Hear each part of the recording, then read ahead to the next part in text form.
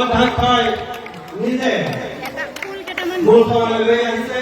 এই সকলোকে আমি এতিয়া টীকাকৰণ কৰিম, তাৰপিছত তেওঁলোকে নিজে স্থানত বহিব আৰু তাৰপিছতেই আমি আমাৰ মূল সভা কাৰ্যকৰী কৰিম।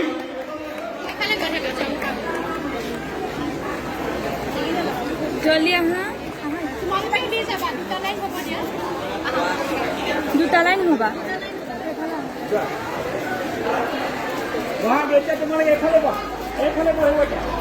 ৰাষ্ট্ৰীয় বক্সিং প্ৰতিযোগিতাত উজ্জ্বলিল জামুগুৰিহাটৰ ছাত্ৰী। সোণৰ পদকেৰে গৌৰৱ কঢ়িয়ালে জামুগুৰিহাটলৈ। জামুগুৰি উচ্চতৰ মাধ্যমিক বিদ্যালয় নৱাগত আদৰণি সভা। All India inter school boxing champion প্ৰতিযোগিতাত সোণৰ পদক লাভ কৰি জামুগুৰিহাটলৈ গৌৰৱ কঢ়িয়াই অনা পল্লৱী কলিতাক উষ্ম অভিনন্দন জ্ঞাপন কৰে জামুগুৰিহাটত।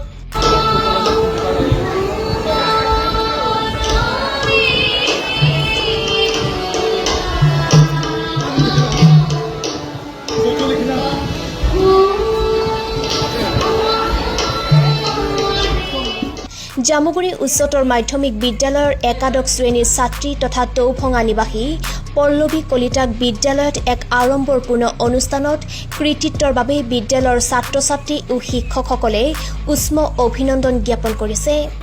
স্কুল কলেজ বক্সিং চেম্পিয়নশ্বিপত আমাৰ টৌফঙা নবিলৰ নিচিনা এখন পিছপৰা ঠাইৰ পৰা গৈ জামুগুৰি উচ্চতৰ মাধ্যমিক বিদ্যালয়ৰ প্ৰতিনিধিত্ব কৰি যি সোণৰ পদক কঢ়িয়াই আনিবলৈ সক্ষম হৈছে তাৰ বাবে পল্লৱী কলিতালৈ আমি আন্তৰিক অভিনন্দন জনাইছোঁ। আৰু আজি আমি বিদ্যালয়ৰ নৱাগত আদৰণি সভাত আমি সকলো ছাত্ৰ ছাত্ৰী শিক্ষক শিক্ষয়িত্ৰী ছাত্ৰীগৰাকীক আন্তৰিক সম্বৰ্ধনা জ্ঞাপন কৰোঁ। ই আমাৰ কাৰণে অত্যন্ত সুখবৰ আৰু আশা ৰাখিছোঁ যে ভৱিষ্যতে আৰু অধিক পল্লৱীৰ বিকাশ আমি ক্ৰীড়া জগতত দেখি তাৰ কাৰণে আমাৰ শুভেচ্ছা জনাইছোঁ। যোৱা ২৪ আৰু ২৫ আগষ্টত পশ্চিমবংগৰ কোচবিহাৰত অনুষ্ঠিত এই ৰাষ্ট্ৰীয় বক্সিং প্ৰতিযোগিতাত পল্লৱীতাই দেশৰ বিভিন্ন প্ৰান্তৰ কেইবাগৰাকী আগশাৰী খেলুৱৈক ধাৰাসায়ী কৰি এই সন্মান বুটলিবলৈ সক্ষম হৈছে।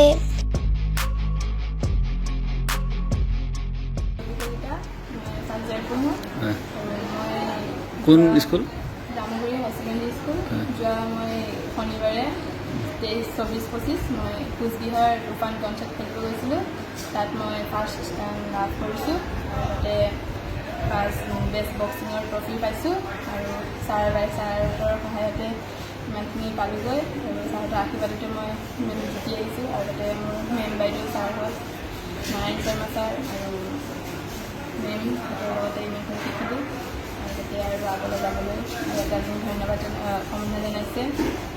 কিমান কেজি ৱেটত তুমি ফাইট কৰিছিলা? 52। ক'ত আছিল প্ৰতিদ্বন্দ্বী? মণিপুৰৰ আছিল। মণিপুৰৰ। এতিয়া ফাইনেল জিকিলা? ফাইনেল বেষ্ট বক্সিঙৰ ট্ৰফি পাইছোঁ। আগন্তুক দিনত কেনেকুৱা ধৰণৰ কি কৰিম বুলি ভাবিছে? আগন্তুক দিনত অনলাইন কৰিছে এবাৰ আগলৈ আৰু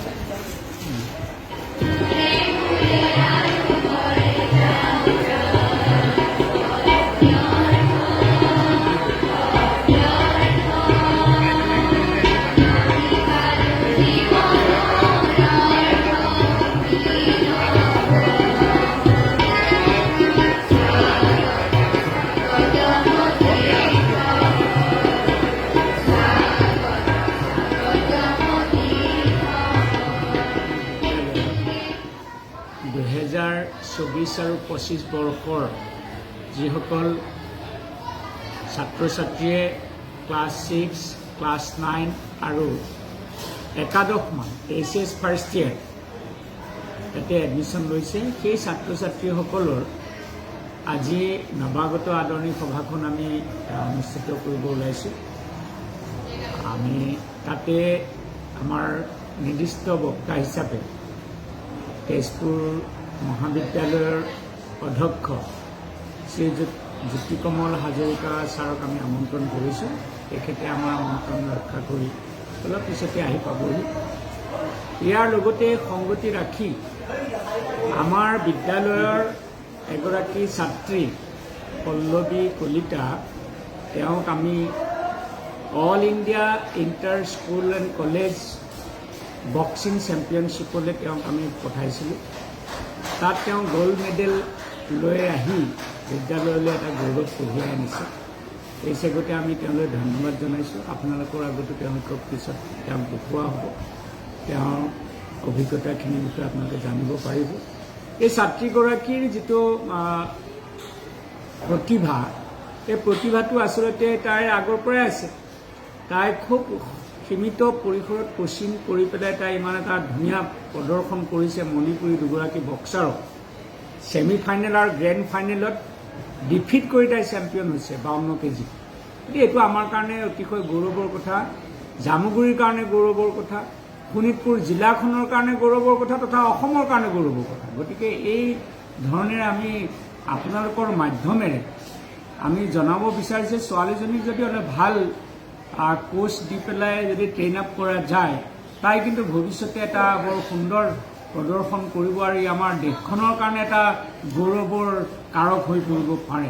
গতিকে মই আপোনালোকৰ যোগেদি বিভাগীয়ভাৱে আমি যিখিনি কৰিব লাগে কৰিম আৰু আপোনালোকৰো আমি সহায় সহযোগিতা কামনা কৰিম, যাতে ছোৱালীজনীক আমি যিমান দূৰ পাৰি আগুৱাই পঠাব পাৰোঁ। কাৰণ গাঁৱৰ ছোৱালী এজনী, তাই গাঁৱৰ নিৰ্দিষ্ট পৰিসৰৰ ভিতৰতে তাই বক্সিং শিকিছে। নাৰায়ণ শৰ্মা বুলি এগৰাকী তাইৰ কোচ আছিলে।